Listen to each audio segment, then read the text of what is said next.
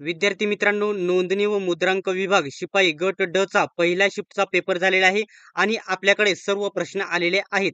अशाच प्रकारचे व्हिडिओ सर्वात प्रथम बघत राहण्यासाठी आणि विश्लेषणात्मक व्हिडिओ बघत राहण्यासाठी चॅनलला सबस्क्राईब करा आणि बेल आयकॉनलाही ऑन करा. एकदम IBPS पॅटर्न नुसार सर्व प्रश्न विचारण्यात आलेले आहेत.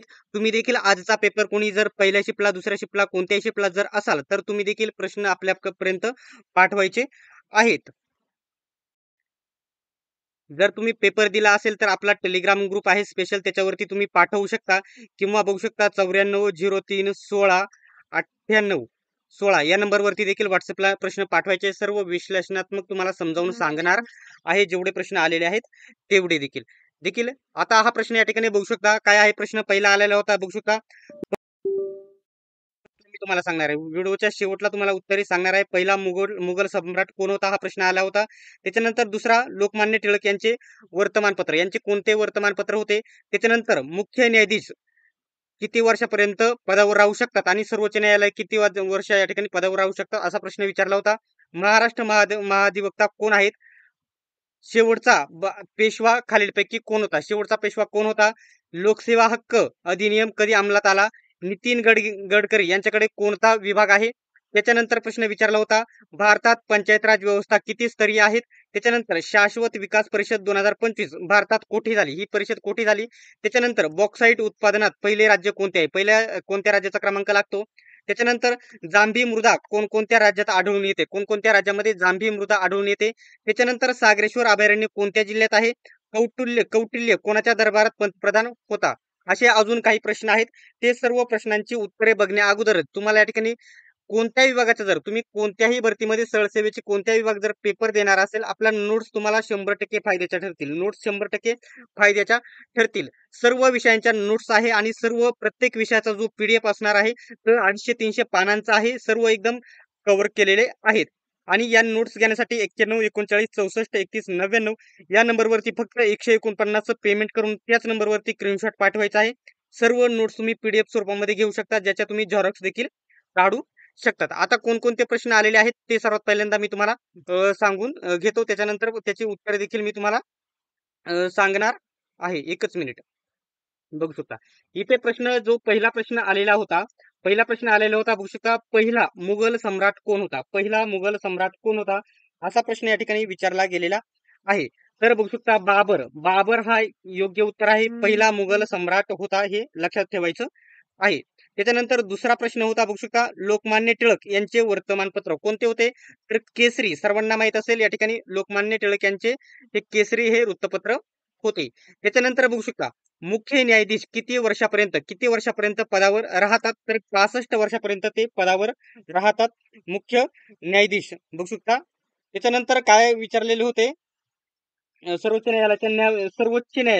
या ठिकाणी सर्वोच्च न्यायालयाच्या न्यायाधीशांच्या निवृत्तीचे वय ते देखील या ठिकाणी 65 असते.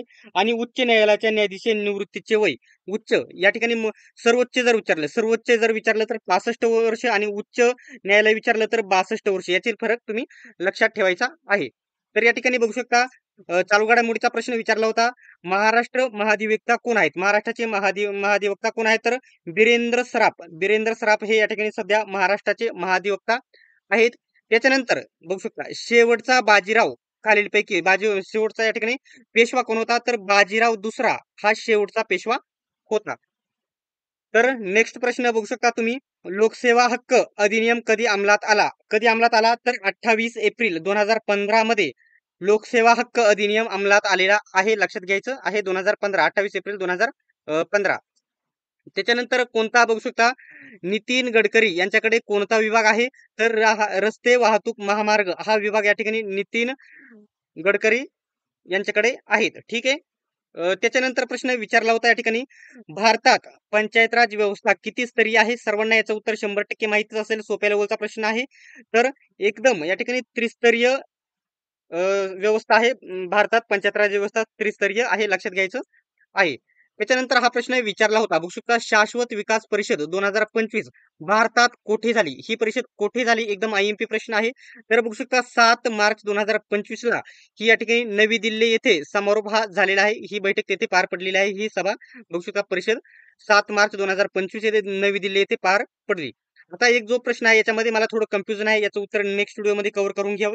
बॉक्साईट उत्पादनात पहिले राज्य कोणते आहे? तर माझ्या अंदाजात हे 100% मला 99% या ठिकाणी गुजरात उत्तर वाटत आहे. 99% हे गुजरात उत्तर वाटत आहे. नेक्स्ट व्हिडिओमध्ये तुम्हाला हे गुजरातच आहे, परंतु थोडा 1.1% मला डाऊट आहे फक्त. ठीक आहे. त्याच्यानंतर जांभी मृदा कोणकोणत्या राज्यात आढळून येते? आता तिथे वेगवेगळे पर्याय असतील, परंतु जांभी जी मृदा आहे ती या ठिकाणी बघू शकता. जांभी मृदा भारतातील महाराष्ट्र, कर्नाटक, केरळ, तामिळनाडू, आंध्र प्रदेश, पश्चिम बंगाल, ओडिसा आणि झारखंड, आसाम या राज्यांमध्ये आढळून येते जांभी मृदा. ठीक आहे. त्याच्यानंतर नेक्स्ट प्रश्न या ठिकाणी बघू शकता काय होता? सागरेश्वर अभयारण्य कोणत्या जिल्ह्यात आहे? सर्वांना माहित आहे सांगली जिल्ह्यामध्ये सागरेश्वर हे अभयारण्य आहे. ठीक आहे.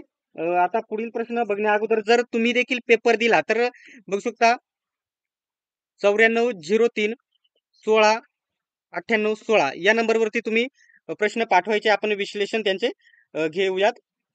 ठीक आहे. नेक्स्ट कोणता प्रश्न आहे? तर हा प्रश्न बघू शकता. हा IMP प्रश्न आहे, इतिहासातला मोठा प्रश्न विचारला.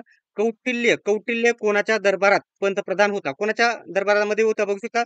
कौटिल्य, ज्याला चाणक्य किंवा विष्णुगुप्त असेही म्हणून ओळखले जाते जाते सम्राट चंद्रगुप्त यांच्या दरबारात पंतप्रधान होते. कोण होते?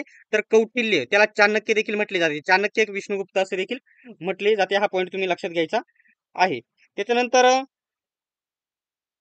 खालीलपैकी महाराष्ट्रातील अणुविद्युत प्रकल्प कोणता होता? खालीलपैकी वेगवेगळे प्रकल्प दिले होते आणि त्याच्यामध्ये विचारले होते खालीलपैकी कोणता या ठिकाणी प्रकल्प अणुविद्युत प्रकल्प महाराष्ट्रातील आहे आणि त्याचं उत्तर होतं तारापूर. तारापूर. तारापूर हे त्याचं योग्य उत्तर होतं. तर मित्रांनो आजच्या व्हिडिओमध्ये जवळजवळ आपण 15 प्लस प्रश्न कव्हर केलेले आहे.